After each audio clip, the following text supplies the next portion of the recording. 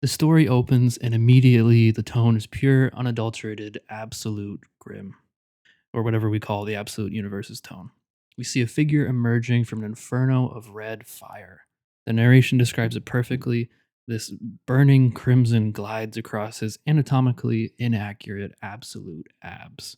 Doesn't say absolute abs, but you get what I mean. Because, of course, he has a 10 pack, a 12 pack, however many are there. Okay, I haven't had a carb since 2004. Check these out.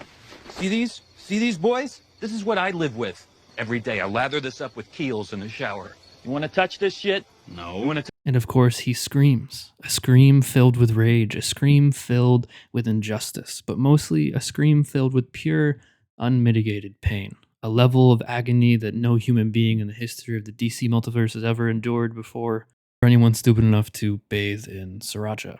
Imagine a Scoville scale just obliterating your nerve endings. This is our absolute condiment king.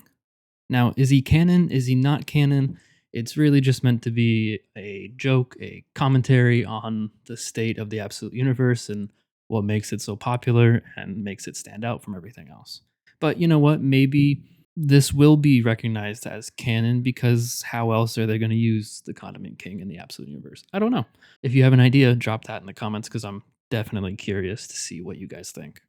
As our absolute Condiment King just kind of stands there, dripping and sizzling, he narrates his tragic backstory. He explains that to truly become the Condiment King, he had to face all of the sauces. He had to confront all of his fears before he can fully embody them.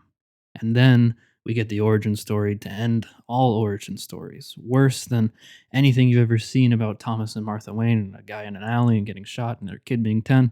He reveals that his parents were tragically killed by ketchup, mayonnaise, and a delicious pickle relish.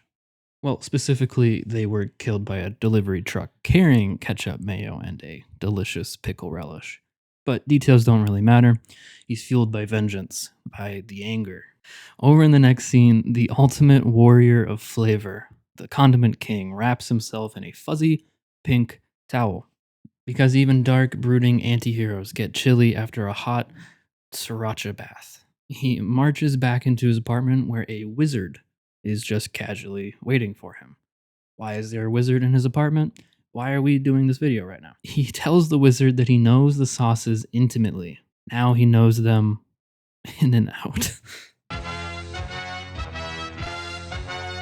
What? And he's ready for the next step in his transformation because he's already issued a challenge to Gotham's protector, to Gotham's hero, Batman. And then things get a little majestic.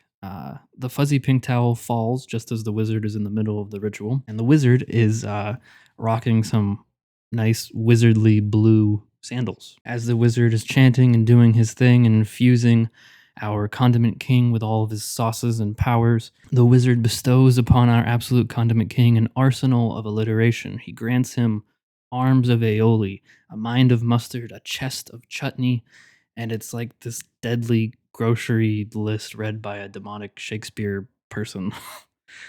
And just as the power reaches its peak and he is infused with everything, he spontaneously combusts into a giant pile of all kinds of condiments.